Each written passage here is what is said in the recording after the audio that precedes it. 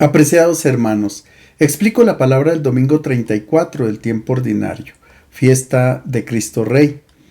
La primera lectura es del libro de Ezequiel, capítulo 34, versículos 11 a 17.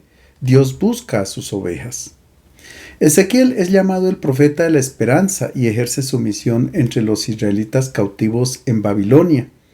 En tierra extranjera ellos no tienen templo, ni sacerdotes, ni culto, y se preocupan porque piensan que Dios ya no los ama. Ezequiel los anima a tener esperanza y a confiar en el Señor. Él no los ha abandonado ni olvidado. La liberación se acerca. En nuestro texto, el profeta denuncia a los malos pastores que explotaban y abusaban del pueblo hasta llevarlo a la desgracia del exilio. Ezequiel contempla un tiempo nuevo en el que será el mismo Dios quien conducirá a su pueblo y apacentará a sus ovejas. Así dice el Señor: yo mismo en persona buscaré mis ovejas siguiendo su rastro. Como sigue el pastor el rastro de su rebaño cuando las ovejas se le dispersan, así seguiré yo el rastro de mis ovejas y las libraré sacándolas de todos los lugares por donde se dispersaron un día de oscuridad y nubarrones. Yo mismo apacentaré mis ovejas, yo mismo las haré descansar, buscaré las ovejas perdidas, recogeré las descarriadas, vendaré a las heridas, sanaré a las enfermas, a las gordas y fuertes las guardaré y las apacentaré como es debido. Y a ustedes, mis ovejas, esto dice el Señor: voy a juzgar entre oveja y oveja, entre carneros y chivos. La imagen del pastor es tomada del mundo agrícola y pastoril. En el Medio Oriente antiguo, el título de pastor también era atribuido a los dioses y a los reyes. Ezequiel utiliza esta metáfora para referirse en primer lugar a los pastores humanos, que son los líderes religiosos y políticos de Israel que han conducido al pueblo a la ruina. La imagen del pastor es ambivalente. Por una parte indica que es un jefe que ejerce autoridad con amor y entrega sobre el rebaño, pero por otra parte es también un compañero de camino que acompaña a sus ovejas para que encuentren lo necesario para la vida, comida y bebida. El pastor, además de defender a sus ovejas de los peligros, especialmente los animales salvajes, cuida de ellas, conociendo las necesidades de cada una, asiste a las más débiles y lleva en sus brazos a las más frágiles, las ama y las trata con ternura. Es sobre esta imagen que Ezequiel representa las relaciones que unen al pueblo de Israel con Dios. Las autoridades de Israel descuidaron sus deberes como pastores y se aprovecharon del pueblo, lo trataron muy mal. Es por esto por lo que el profeta anuncia que será Dios mismo quien asume la tarea como pastor de su pueblo. Él mismo va a cuidar de sus ovejas y en este sentido llegará un tiempo nuevo. Dios va a reunir a sus ovejas que están dispersas en tierra extranjera por culpa de los malos pastores de Israel y las va a reconducir a su propia tierra, las llevará hacia pastos fértiles y aguas frescas. Como un buen pastor, Dios no solo vigilará sobre la oveja que está gorda, sino que buscará a la oveja perdida, recogerá a la descarriada, curará la herida de la enferma y la sanará. Finalmente, el Señor pronunciará un juicio para dirimir los conflictos entre oveja y oveja, entre carneros y chivos. Se trata de una amenaza muy fuerte en contra de quienes pisotean los derechos de los más débiles. Dios siempre interviene a favor de los oprimidos, los pobres y los excluidos. La segunda lectura es de la primera carta a los Corintios, capítulo 15, versículos 20 a 28. La resurrección de los muertos. De acuerdo con el libro de los Hechos de los Apóstoles, Pablo estuvo en Corinto por el año 51. Allí se quedó unos 18 meses anunciando el Evangelio. La comunidad de Corinto era activa y estaba compuesta en su mayoría por personas provenientes del mundo griego. La resurrección de los muertos constituía un tema importante en la concepción griega. Ellos sabían que el alma era inmortal, pero les era difícil comprender la resurrección del hombre integral como se creía en la mentalidad judía. Por otra parte, Pablo había aprendido de los rabinos de su tiempo que cuando viniera el Mesías establecería un primer reinado aquí en la tierra y luego un segundo al final de la historia, que sería el reino de Dios. En nuestra lectura, el apóstol explica a los corintios que el Mesías, durante su reinado en este mundo, destruirá a todos sus enemigos y que el último adversario en aniquilar será la muerte, porque Cristo ha resucitado y quienes se identifiquen con Él también resucitarán para que en el reino futuro Dios sea todo en todos. Ahora bien, Cristo ha resucitado entre los muertos y resucitó como primer fruto ofrecido a Dios, el primero de los que han muerto. Porque si por un hombre vino la muerte, por un hombre viene la resurrección de los muertos. Como todos mueren por Adán, todos recobrarán la vida por Cristo. Cada uno en su turno. El primero es Cristo. Después, cuando Él vuelva, los cristianos. Luego vendrá el fin, cuando entregue el reino a Dios Padre y termine con todo principado, autoridad y poder. Porque Él tiene que reinar hasta poner a todos sus enemigos bajo sus pies. El último enemigo que será destruido es la muerte.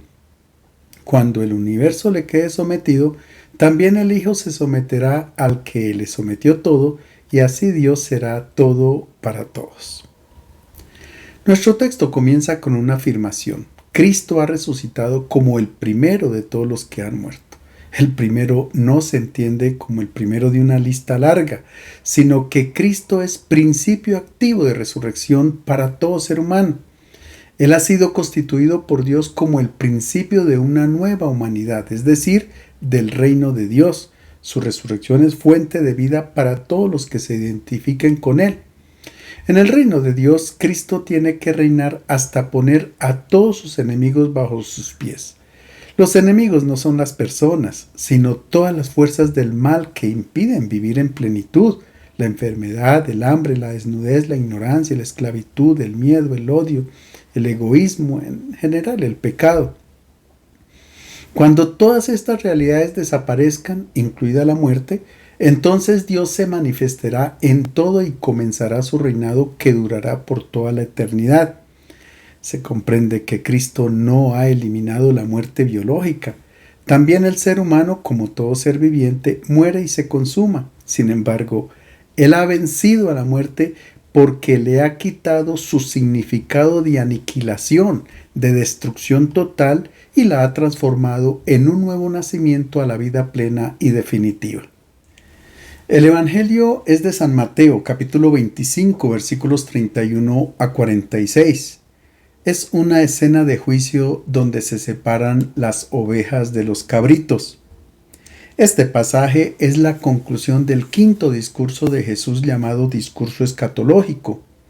El género literario del texto ya no es una parábola como las precedentes, la del siervo fiel, la de las 10 vírgenes o la de los talentos, sino que ahora se trata de una escena de juicio, donde Jesús es presentado como un juez severo que dicta sentencia al final de nuestra vida. Escuchemos cómo inicia. Cuando el Hijo del Hombre llegue con majestad, acompañado de todos sus ángeles, se sentará en su trono de gloria, y todas las naciones serán reunidas en su presencia. Él separará a unos de otros, como un pastor separa las ovejas de los cabritos. Colocará a las ovejas a su derecha y los cabritos a su izquierda. Entonces el rey dirá a los de la derecha: vengan benditos de mi Padre a recibir el reino preparado para ustedes desde la creación del mundo. Porque tuve hambre y me dieron de comer, tuve sed y me dieron de beber. Era emigrante y me recibieron, estaba desnudo y me vistieron. Estaba enfermo y me visitaron, estaba encarcelado y me vinieron a ver. La escena de juicio está tomada de lo que sucedía en las cortes de los soberanos del antiguo Medio Oriente. Ante el rey comparecían los vasallos para ser evaluados. A quienes habían sido fieles les premiaban, pero a quienes se habían comportado mal los castigaban severamente. Los rabinos de Israel aprovecharon esta imagen para hablar del más allá. Dicen que Dios evaluará la vida de los israelitas y su juicio versará sobre la fidelidad a la ley, a la Torá. En Egipto, en el libro de los muertos, se encuentra ilustrada la escena del juicio de Osiris, cuando el alma del difunto tenía que acceder al más allá. Es el cuadro que se encuentra a mis espaldas. La Duat, o el inframundo, era el lugar donde se celebraba el juicio de Osiris. Anubis extraía mágicamente el corazón del muerto, que representa la conciencia y la moralidad, y luego lo depositaba sobre uno de los dos platillos de una balanza. El corazón era contrapesado en el otro platillo con la pluma de la diosa Maat, símbolo de la verdad y la justicia universal. En la sala del tribunal había 42 jueces, que correspondía al número de los principales pecados que el difunto, uno por uno, y ante cada uno de los jueces, debía negar de haber cometido en vida. El corazón podía o no aumentar de peso. Si el difunto decía la verdad, los jueces lo declaraban justo, y Tot, dios de la sabiduría, que actuaba como escriba, anotaba los resultados y los entregaba a Osiris, quien dictaba sentencia. Si la sentencia era positiva, el espíritu entraba en el reino de los bienaventurados. Pero si el veredicto era negativo, porque el corazón era más pesado que la pluma de Maat, entonces era arrojado a Amit, el devorador de los muertos, un ser con cabeza de cocodrilo que acababa con él. A esto se le llamaba la segunda muerte, y el difunto perdía su condición inmortal y dejaba de existir para la historia de Egipto. Encontramos también una escena de juicio muy similar a aquella de las cortes orientales en el libro de Daniel, capítulo 7. Un anciano de cabello blanco tomó asiento en su trono ante su corte y pronunció sentencia contra los poderes de este mundo, que como bestias salvajes habían esclavizado a la humanidad. La autoridad, el poder y el reino fue dado a un hijo de hombre, a quien todos los pueblos, naciones, lenguas lo adoraron. Su dominio es eterno y no pasará. Su reino jamás será destruido. En hebreo, hijo de hombre significa simplemente un humano, limitado y mortal. El hijo de hombre, anunciado por Daniel para nosotros los cristianos, es Jesús de Nazaret. Jesús se llamó a sí mismo Hijo de Hombre. Este título recurre más de 60 veces en los evangelios, sobre todo en los relatos de la pasión. Ahora nos podemos preguntar sobre qué trono se sienta Jesús para hacer su juicio. ¿Cuál es su trono de gloria? En el versículo que sigue a nuestro pasaje, Jesús nos lo dice. Ustedes saben que dentro de 2 días se celebra la Pascua y el Hijo del Hombre será entregado para ser crucificado. Y también en el Evangelio de Juan, Jesús exclamó: ha llegado la hora para que el Hijo del Hombre sea glorificado. En verdad os digo que si el grano de trigo no cae en tierra y muere, queda él solo. Pero si muere, produce mucho fruto. El que ama su vida la pierde, y el que aborrece su vida en este mundo la conservará para la vida eterna. El trono desde donde Jesús hace el juicio es la cruz. No una silla de la corte o de la realeza de este mundo. Es en la cruz donde aparece el hombre glorioso y realizado, porque ha donado toda su vida por amor a la humanidad. Fue Él quien practicó a cabalidad estas 6 obras de misericordia que enumera nuestro texto. Por tanto, la evaluación de nuestra vida consiste en confrontarla con la vida de Jesús de Nazaret. Es allí donde sabremos si nuestra vida ha sido exitosa o ha sido un fracaso. La escena de juicio del Evangelio de hoy presenta una imagen de la jornada de los pastores en Palestina. Las ovejas y los cabritos permanecen juntos durante el día, en el mismo rebaño. Es en la tarde cuando ocurre la separación.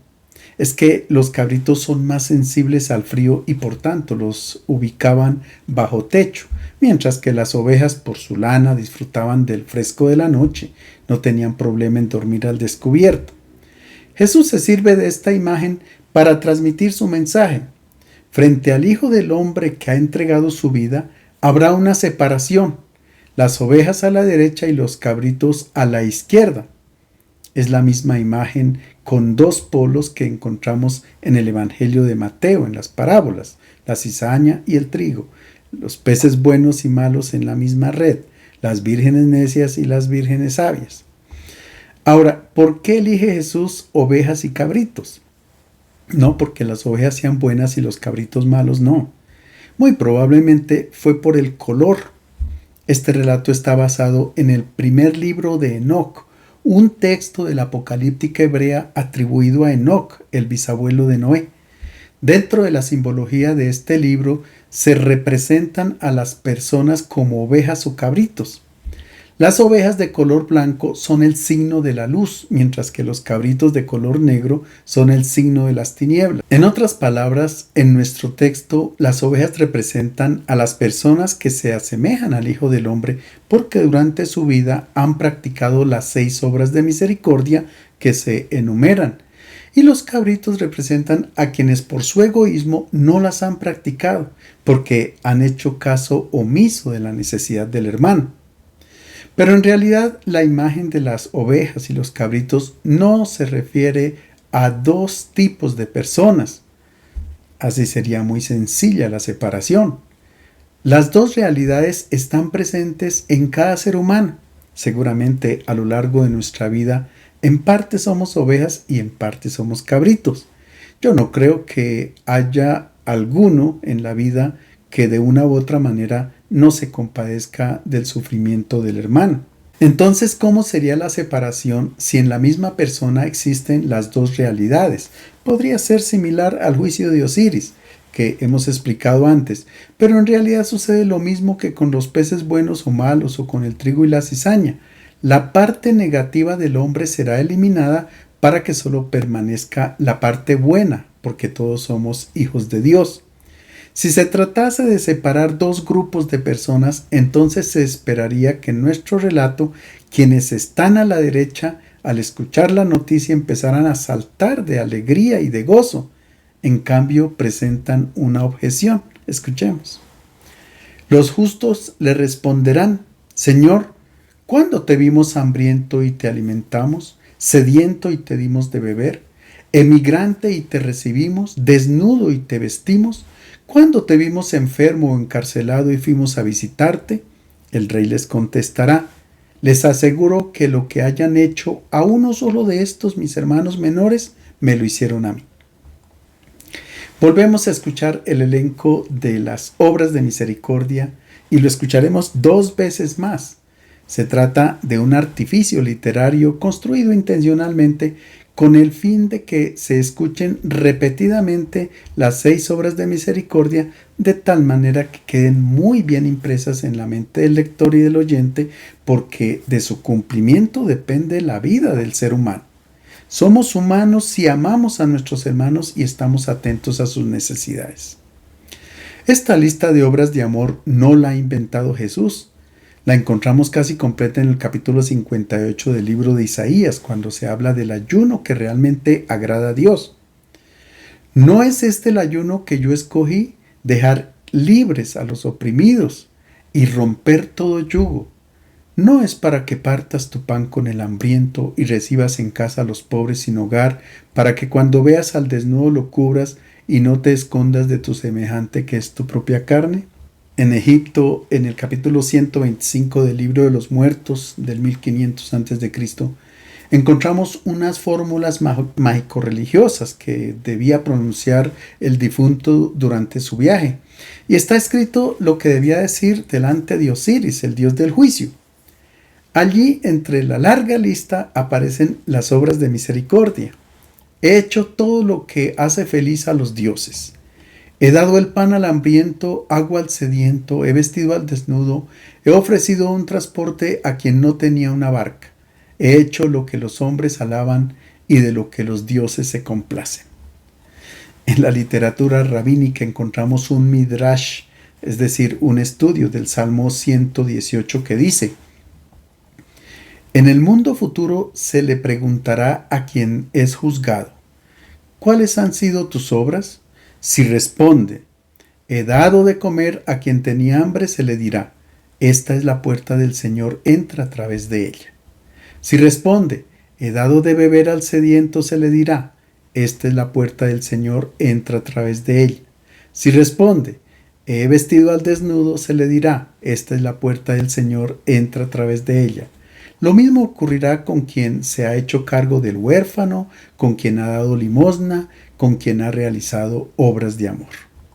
Con esta enseñanza los rabinos no pretendían conocer el juicio de Dios al final del tiempo, sino inculcar a los israelitas el valor de la caridad para que fuera practicado a lo largo de la vida. Con respecto a las obras de misericordia que existían en la antigüedad, Jesús presenta dos novedades. La primera es que Él se identifica con los destinatarios de las obras de caridad, con sus hermanos gemelos. Lo que hayan hecho a uno solo de estos mis hermanos menores, me lo han hecho a mí.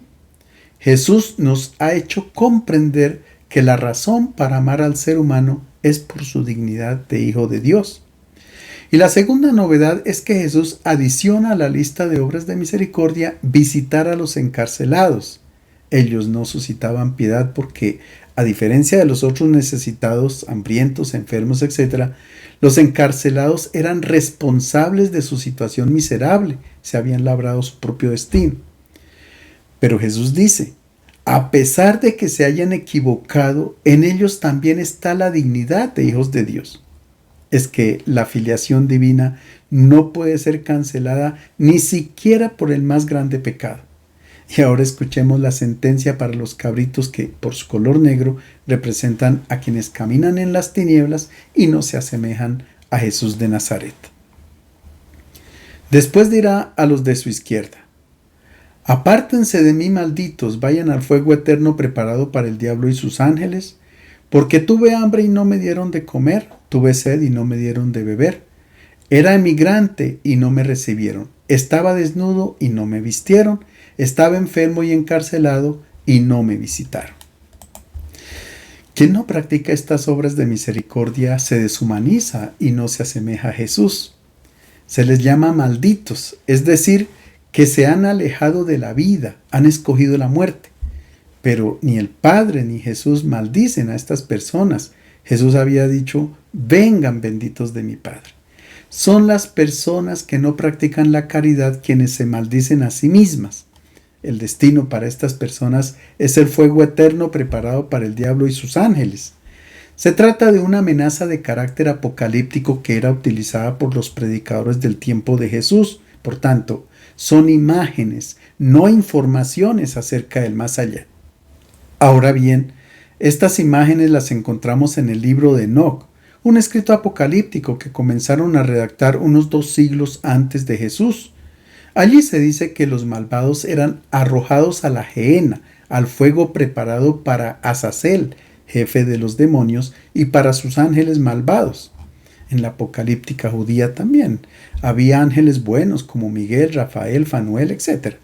En el libro de Enoc se dice que estos ángeles preparan las cadenas para amarrar a Satanás y arrojarlo al fuego ardiente.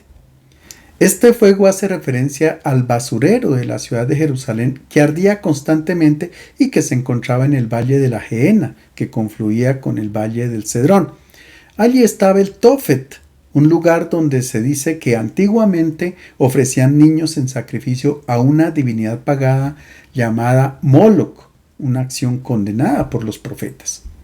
Allí también había un cementerio, por tanto era un lugar impuro, incluso era donde se refugiaban los leprosos, y de acuerdo con la tradición de Mateo se dice que allí fue donde Judas se ahorcó.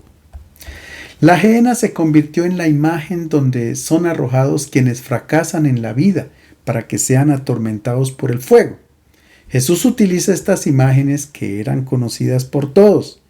Él nunca habló del infierno ni dio informaciones sobre el juicio final, a pesar de utilizar estas imágenes que parecen una amenaza. Lo que es importante es el mensaje. Si esta vida no se construye sobre las obras de amor, termina en el basurero, en la gehenna. Jesús no condena a las personas, sino a las decisiones equivocadas que ellas han tomado a lo largo de su vida. Jesús nos enseñó que el Padre del cielo odia el mal, el pecado, porque desfigura el rostro de sus hijos, pero ama incondicionalmente al pecador porque es su hijo, independientemente de que tome decisiones equivocadas. En la gehenna se quema el mal presente en las personas para que permanezca aquello que es fruto del Espíritu de Cristo. Escuchemos ahora qué dicen los que pasan a la izquierda y cuál es la respuesta que da el Hijo del Hombre. Ellos replicarán: Señor, ¿cuándo te vimos hambriento o sediento, emigrante o desnudo, enfermo o encarcelado y no te socorrimos? Él responderá: les aseguro que lo que no hicieron a uno de estos más pequeños, no me lo hicieron a mí. Estos irán al tormento eterno y los justos a la vida eterna. Tal vez los que estaban a la izquierda no se esperaban esta condena. Jesús utilizó la escena de juicio como una amenaza y una rendición de cuentas, porque ese era el lenguaje utilizado en la época, pero en realidad son imágenes didácticas con el fin de lograr el objetivo, que es practicar las obras de misericordia. Es una invitación a reflexionar porque puede tomar por sorpresa a los cristianos escrupulosos que piensan que por cumplir prácticas devocionales aseguran el paraíso y descuidan las obras de misericordia para con sus hermanos. El relato no pretende presentar a un Dios severo, castigador, ni causar miedo, ni pensar en un purgatorio. Por la mala interpretación de los textos bíblicos, muchos cristianos han crecido en el temor y otros tantos han abandonado la fe. Si bien es cierto que encontramos en los evangelios expresiones dramáticas en boca de Jesús, como era usual en la época, el evangelio es una buena noticia. No podemos concebir a un Dios que envía el fuego eterno porque, ni por más grave que hubiera sido la falta, no habría proporción con el castigo. Es más, un Dios que por amor incondicional hace salir el sol sobre malos y buenos y llover sobre justos e injustos, no haría distinción alguna, porque todos somos sus hijos. Por otra parte, si Jesús arrojara al fuego a sus enemigos, no podría pedirnos que amemos incluso a nuestros enemigos. Sabemos que Él vino a buscar y a salvar lo que se había perdido y que era amigo de publicanos y pecadores, por tanto, nunca nos podrá negar en el más allá. La conclusión del texto es una buena noticia. Si bien es cierto que se ha traducido estos irán al tormento eterno y los justos a la vida eterna, en el texto griego aparece el sustantivo kolasis, que se ha traducido por tormento, suplicio, pero que realmente deriva del verbo kolazo, que significa hacer limpieza, podar. Por tanto, Jesús se refiere a una poda continua, como sucede con la vid y los sarmientos. Se cortan las ramas secas para echarlas al fuego a fin de que la planta produzca mejor fruto. La poda puede ser dolorosa. Cortar las ramas secas que hay en nuestra vida duele. Cuando no hacemos obras de caridad, lo que hay son ramas secas por donde no puede correr la linfa que es el Espíritu de Cristo. Pero al final, estas ramas se podarán y se echarán al fuego. Pero la poda nunca podrá anular la dignidad de hijos de Dios presente en cada ser humano. Esta es la buena noticia.